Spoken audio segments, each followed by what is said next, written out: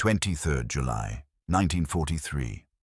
The darkness over the Dutch-German border is absolute. Flight Lieutenant Richard Woodman banks his de Havilland Mosquito into a gentle turn at 18,000 feet, his eyes fixed not on the night sky ahead, but on the small cathode ray tube mounted to his right. A faint green glow illuminates his face. His navigator, Flying Officer Eric Barwell, hunches over a similar screen in the nose compartment below, watching the same ethereal patterns dance across the phosphorescent surface. Then it appears. A single pip, barely visible against the baseline trace, pulsing with electronic life somewhere in the darkness ahead. Woodman's hand moves to the throttle.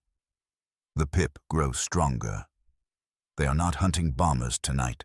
They are hunting the hunters themselves.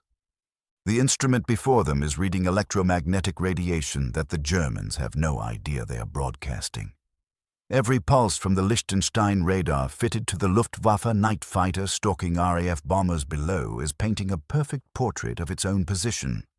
The German pilot believes himself invisible, a predator prowling the night sky with electronic eyes that see through darkness.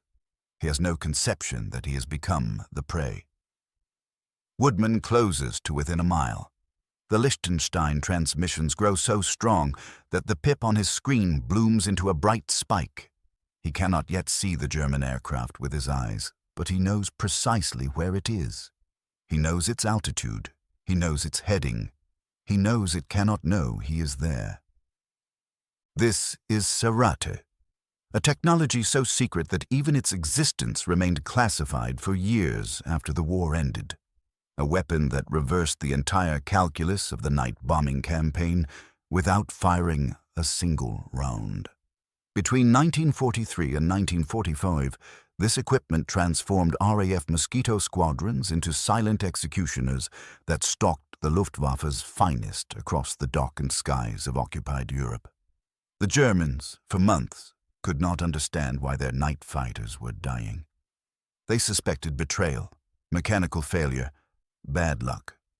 They never suspected that their own radar, the very technology that made them so effective against Allied bombers, had become a beacon guiding British fighters directly to them. This is the story of how British scientists turned the German night fighter force's greatest strength into its fatal weakness, and did so with such elegance that the enemy remained blind to the threat until it was far too late to counter it effectively. By early 1943, RAF Bomber Command faced a crisis that threatened the entire strategic bombing campaign against Germany. Night after night, Avro Lancasters and Handley Page Halifaxes thundered towards German cities, and night after night they died in ever-increasing numbers. The problem was not flak, though that remained deadly. The problem was the Luftwaffe's night fighter force, and specifically, the revolution in technology that had made them devastatingly effective.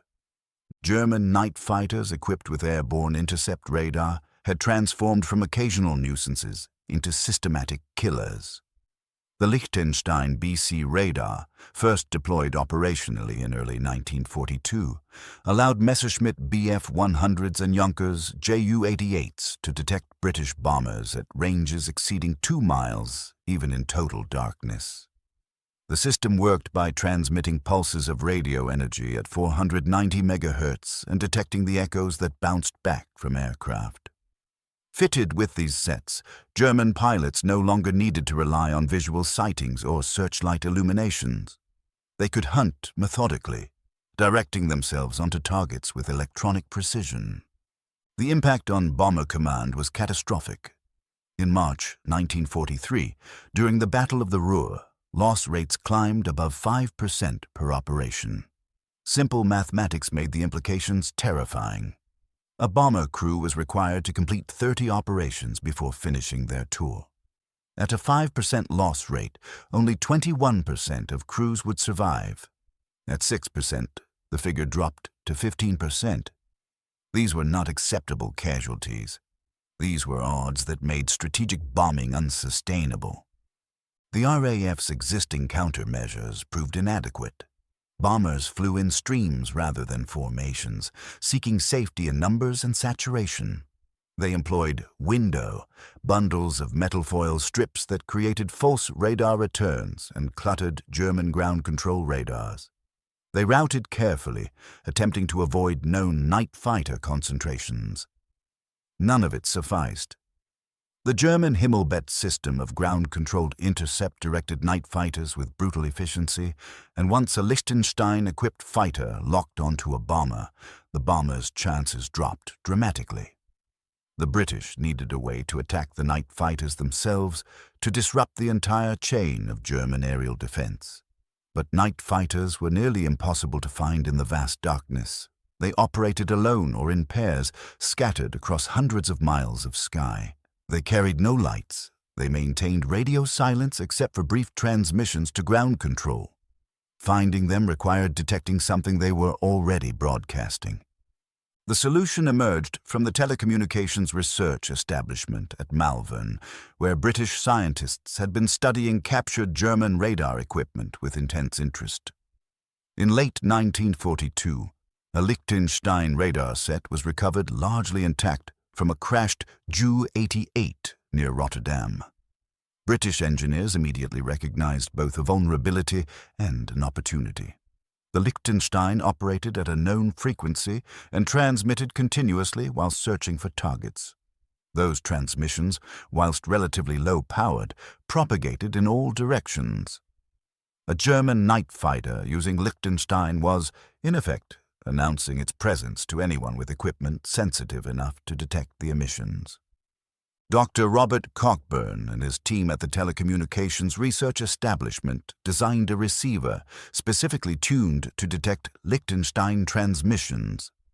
The device was designated Type 277, but operational squadrons knew it simply as Serrate. The technical challenge was significant, but not insurmountable. The receiver needed to be sensitive enough to detect the relatively weak Lichtenstein signals at useful ranges, compact enough to fit in a fighter aircraft alongside existing equipment, and simple enough that navigators could operate it effectively whilst managing their other duties.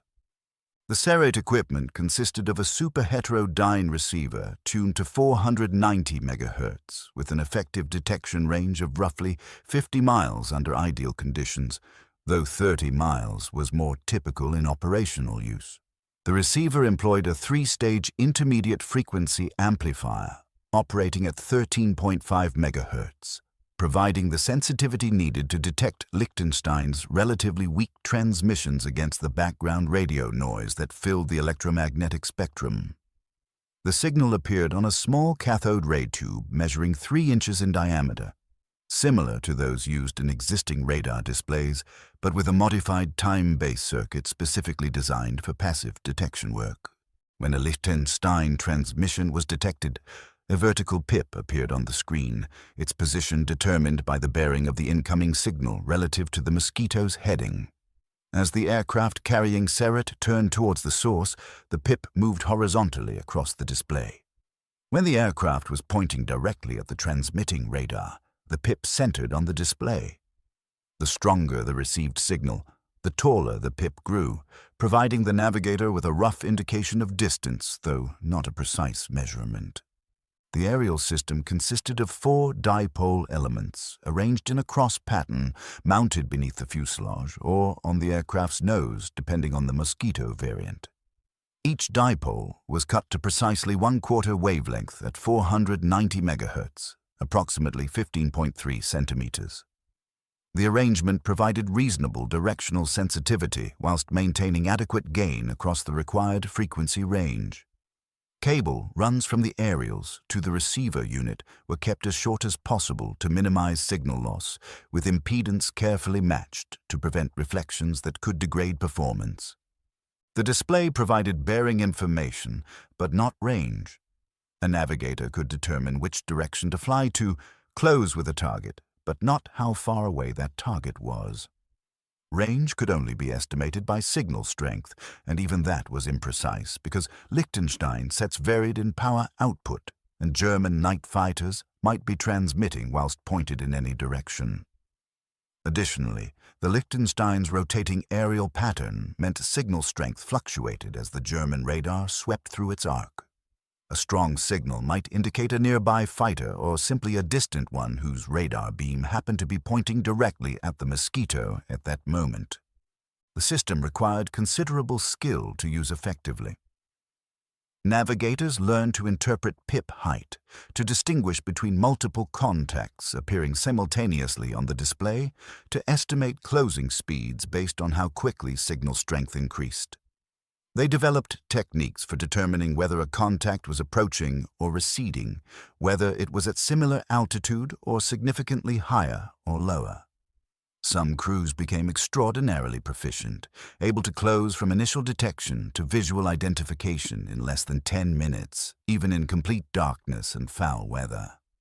Serrate equipment was manufactured at several facilities across Britain, though exact production figures remain partially classified. Estimates suggest approximately 1,200 sets were produced between late 1942 and mid-1944.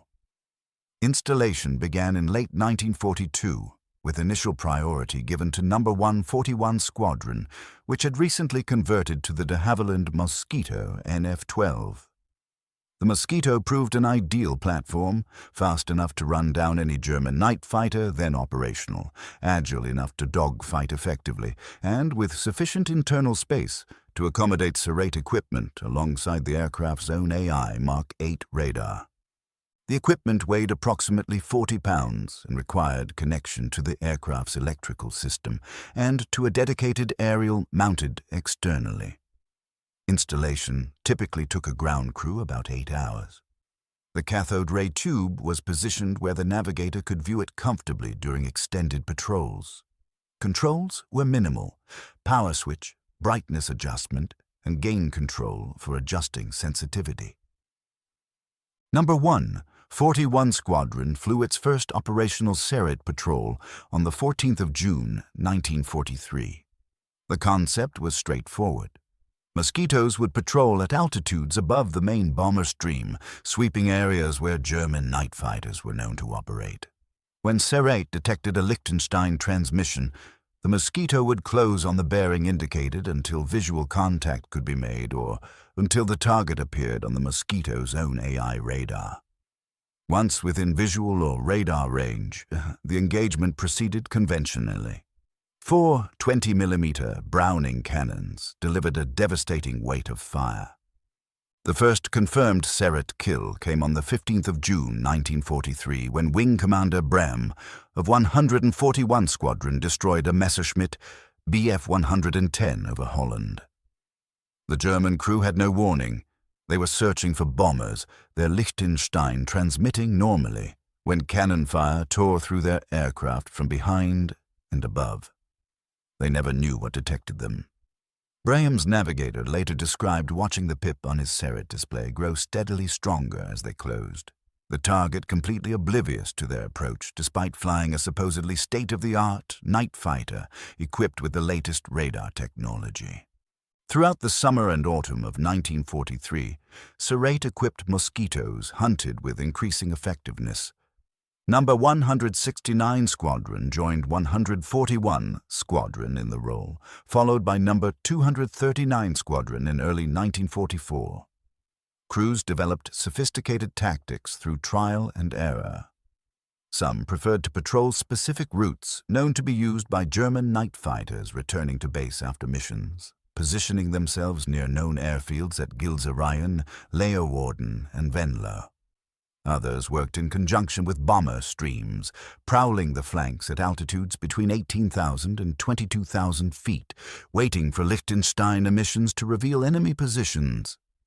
The best crews developed an almost instinctive feel for Serrate indications. Squadron leader Pennington of 169 Squadron became known for his ability to distinguish between strong nearby contacts and weak distant ones, between a night fighter actively hunting and one simply transiting between patrol areas. Flight Lieutenant Turner perfected a technique of approaching contacts from slightly below and behind, using the Mosquito's superior climbing performance to position himself in the target's blind spot. beneath the tail, where German gunners had difficulty engaging. Operational procedures evolved rapidly. Early patrols had lasted 3 to 4 hours, but this proved exhausting for navigators who needed to maintain constant vigilance over their Serrate displays while simultaneously managing navigation, radio communications, and the aircraft's AI radar. By autumn 1943, standard patrol duration had been reduced to 2.5 hours, with aircraft typically departing bases in East Anglia 30 to 40 minutes before the main bomber force and returning 30 to 40 minutes after the last bombers landed. Records from these operations remain incomplete, partly due to wartime security classifications that were never fully declassified, and partly because distinguishing between Serrate-assisted kills and conventional AI radar intercepts in official tallies proved difficult. When a Mosquito destroyed a German night fighter, the official report might credit AI radar with the detection, even though Serrate had provided the initial vector. Conservative estimates credit Serrate-equipped aircraft with approximately 250 confirmed German night fighter destructions between June 1943 and May 1945. Some historians suggest the actual figure may be considerably higher, possibly exceeding 400 when probable kills are included. The psychological impact on the Luftwaffe night fighter force was profound. German crews began reporting encounters with British fighters in areas where no bombers were present. Aircraft would explode without warning, their crews never transmitting distress calls or describing attackers. Base commanders initially suspected mechanical failures or accidents. As the pattern continued, suspicion turned to paranoia. Were British night fighters now hunting in packs? Had they developed some new radar technology? Were there traitors revealing patrol routes? If you are finding this interesting, a quick subscribe helps more than you know. The Germans never successfully developed a direct equivalent to Serrate, partly because they lacked a comparable target. British night fighters used AI radar sets operating at different frequencies and employing different transmission patterns. The RAF also employed strict radio discipline and increasingly sophisticated IFF systems. German attempts to develop passive detection equipment for British radar emissions achieved limited success. The Luftwaffe's Naxos Z device, introduced in late 1944, could detect emissions from H-2S bombing radar carried by British bombers, but this was fundamentally different from Serrate because it targeted bombers rather than fighters and operated at much higher frequencies. American night fighters attempted similar passive detection systems. The SCR-587 radar detector was developed for use against Japanese aircraft equipped with airborne radar, but saw limited operational deployment. The Americans were more focused on active radar systems and preferred to use conventional AI radar for night fighting in both European and Pacific theaters. What made Serrate uniquely effective was the specific combination of German tactical doctrine, technical standardization, and British operational requirements. The Luftwaffe equipped virtually all of its night fighters with Lichtenstein sets operating at nearly identical frequencies. This standardization, intended to simplify logistics and training, created a universal signature that Serrate could exploit. German pilots had been trained to use their radar aggressively, sweeping constantly for targets. This aggressive use maximized Lichtenstein's effectiveness, but also maximized the time German aircraft spent broadcasting detectable signals.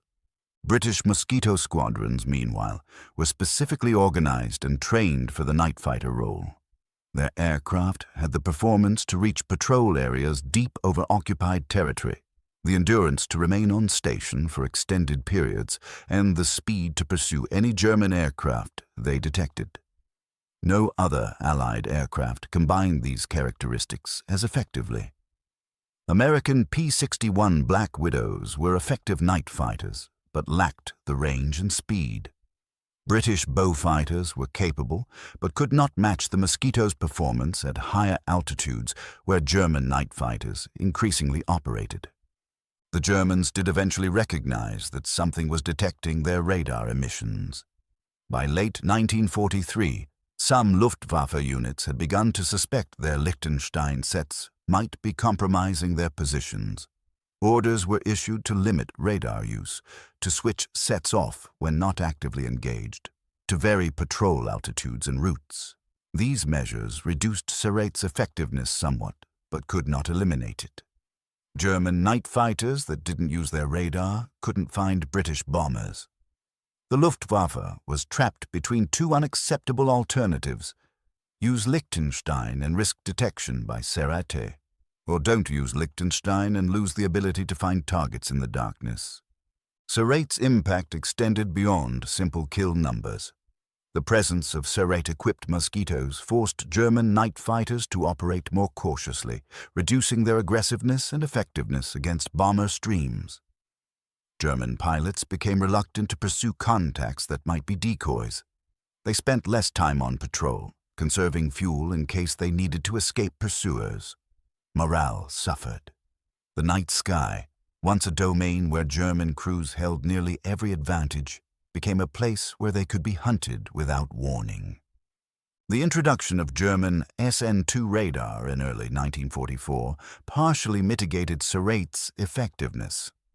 SN2 operated at lower frequencies, around 90 MHz, and was initially undetectable by the existing Serrate equipment. British scientists responded by developing a modified version designated Serrate 4, tuned to detect SN2 emissions.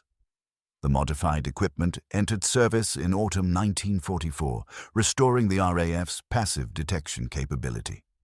This technological leapfrog continued until the war's end, with each side attempting to gain marginal advantages. By 1945, the strategic situation had shifted. Allied air superiority over Western Europe was overwhelming. German night fighter operations had declined dramatically due to fuel shortages, pilot attrition, and the general collapse of the Luftwaffe's organizational structure. Serrate-equipped Mosquitoes continued flying intruder missions, patrolling over German airfields and shooting down aircraft attempting to take off or land. But these operations bore little resemblance to the systematic night fighter hunts of 1943 and 1944. The technology's influence extended into the post-war era. The principle of passive radar detection became fundamental to electronic warfare. Modern radar warning receivers, found on virtually every military aircraft today, are direct descendants of Serrate. The concept that emissions from active sensors could be detected and exploited became a cornerstone of radar countermeasures and countermeasures. The Cold War saw increasingly sophisticated systems developed specifically to detect, locate, and target enemy radar installations by their emissions. Surviving Serrate equipment is rare. One example is preserved at the Royal Air Force Museum at Hendon, displayed alongside a Mosquito NF-19. The actual cathode ray tube and receiver components appear unremarkable to modern eyes. Small gray boxes with simple controls, their significance invisible without context. It's difficult to imagine that these modest assemblies changed the course of the night bombing campaign. 23 July 1943. Flight Lieutenant Woodman's Mosquito slides through the darkness at 300 miles per hour. The pip on his Serrate display has grown into a bright vertical line. Signal strength indicates the target is less than 2 miles ahead, though still invisible to the naked eye. Woodman activates his AI Mark 8 radar, sweeping the area ahead. The German night fighter appears immediately on the radar scope, precisely where Serrate predicted it would be. Range: 1 mile. Altitude: matching. The German pilot is focused entirely on the bomber stream below, his Lichtenstein sweeping methodically for targets, painting electronic portraits of Lancasters laboring through the night. He has no idea that another portrait is being painted. A portrait of himself, drawn in the electromagnetic emissions from his own equipment. Woodman closes to 400 yards. He can see it now, a dark shape against the slightly less dark sky. Twin engines, twin tails. Messerschmitt Bf-110. The pilot still hasn't noticed the threat. Woodman's right hand moves to the firing button. 20mm cannons erupt. Tracer rounds arc across the night. The Messerschmitt's port engine explodes into flame. The aircraft rolls, inverted, and begins to fall, streaming fire and debris. Woodman doesn't follow it down. There are other contacts on his Serrate display. The night is young, and there are more hunters to be hunted. This was the revolution, not a bigger bomb or a faster aircraft or heavier armor. A receiver, a cathode ray tube. 40 pounds of electronics that transformed predators into prey by the simple expedient of listening to what they were already shouting into the void. Serrate didn't just destroy German night fighters, it destroyed their confidence, their tactical doctrine, their sense of mastery over the night sky. It proved that in electronic warfare, the most dangerous weapon is often not the one that strikes, but the one that sees first. And in the darkness over Europe, between 1943 and 1945, Serrate saw everything the Germans wanted to hide, and it saw it first every single time. If you liked my video, please share your opinion in the comments box and subscribe to the channel. Also, turn on the bell icon so that the latest videos like this keep reaching you. See you in the next video. Take care and goodbye.